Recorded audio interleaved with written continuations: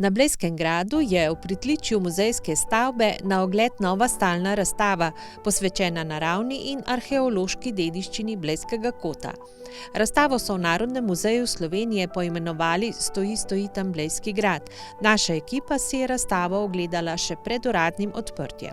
Ponosni smo zato, ker je to že tretja stalna razstava Narodnega muzeja Slovenije na Blejskem gradu. Prva je bila leta 1957, druga 2008, zdaj je postavljeno že tretjo. Ta razstava prinaša v skladu z muzejskimi standardi veliko novega. Ta razstava v središče postavlja obiskovalca. Obiskovalec je tisti, ki je pomemben za nas, zlasti so pomembni otroci. Del razstave je prilagojen otrokom, da se lahko tudi oni pozabavajo oziroma naučijo kaj novega. Razstava je v prvi vrsti. Ponosni smo pa tudi zato, ker že spet lahko javnosti predstavljamo predmete, ki jih hrani Narodni muzej Slovenije, tudi na drugi lokaciji, ne samo v Ljubljani, tudi na Bledu. Tako da smo v bistvu danes, lahko rečemo, za nas praznik. Sodelovanje z Narodnim muzejem je bilo res zelo odlično, kooperativno. Mi smo se v poletnem času začeli resno pripravljati na 6. januar, ko so se pa začela resna dela, tako da je vse steklo, bom rekla, po terminskem planu do dneva natančno, tako zato smo tudi danes tukaj. Začelo se je še 2 leti nazaj, ko so začeli naši sodelavci iz Narodnega muzeja Slovenije snovati idejo postavitve. In kot je povedala že deklica gospa Ferjanova, najprej je bilo treba predmete odnesti, da so se začela gradbeno-obrtniška dela.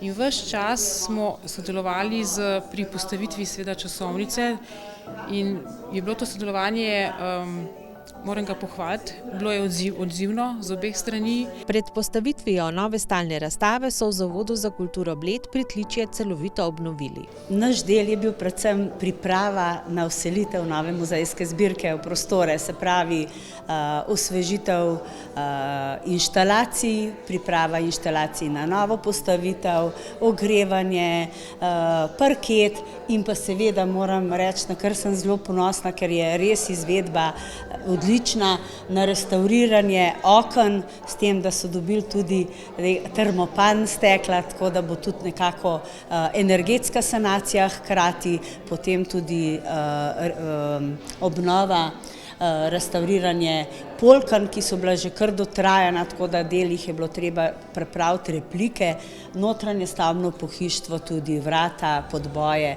in s tem je bilo upravljeno veliko delo in jaz mislim, da odlično, da je bilo delo res odlično upravljeno, krasni prostori so danes to. Bogata arheološka dediščina je našla posebno mesto na novi razstavi, nagovarja pa tudi najmlajše obiskovalce.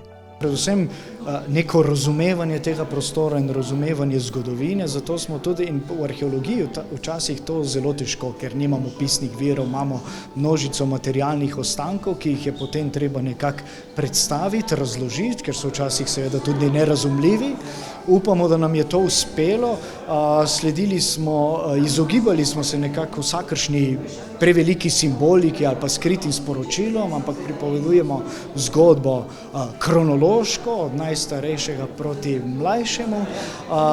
Veliko smo razmišljali tudi o družinah, pa o najmlajših obiskovalcev, tako da imamo tudi te pedagoške kotičke z raznimi igricami, ta znakec ali pa neki zaščitni znak Narodnega muzeja je tudi ta muzejska živa, deklica, ki se prime nekega predmeta in potem jo odnese v tisti čas, ona je seveda hčerka arheologinje, kako pa drugače, in potem rešuje različne uganke in izobražuje obiskovalce, tako da tudi najmlajši bodo spoznali, kaj je železo, kaj je baker, kaj je recimo volna, različna žita, nazadnje se vse to znanje se danes izgublja, zato se nam tudi, čeprav drobni drobčki, na nek način ravno v tej vitrini, če spostavlja, ne preveč atraktivni, to ni tako kot zlata našivka tam malo naprej, ampak vendar nekaj izredno pomembnega,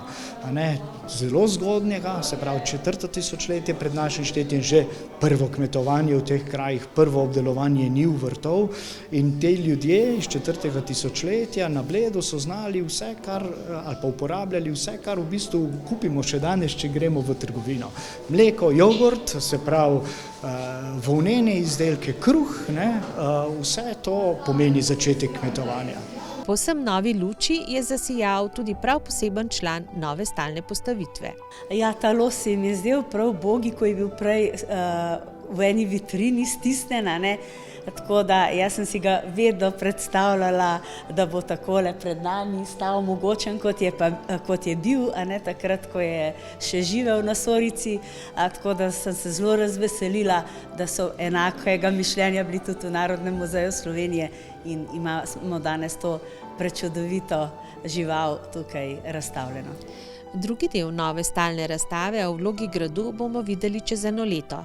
Enotnost nove stalne razstave se bo ohranjala s 3 povezovalnimi elementi. Enotno grafično podobo, lutkami anonimnih in zgodovinsko znanih oseb ter platni z avtorskimi ilustracijami. Te je ustvarila akademska slikarka Andreja Peklar. Za arhitekturno zasnovo razstave in grafično oblikovanje sta poskrbeli Arijana Furlan-Prijon in Barbara Bogataj-Kokal. Poleg Alenke Miškec in Boštjana Laharnarja so avtorji razstave še Jure Kusetič, Petra Bolha, Urša Pajk, Blaženka First in Mateja Kos-Zabel, vsi iz Narodnega muzeja Slovenije.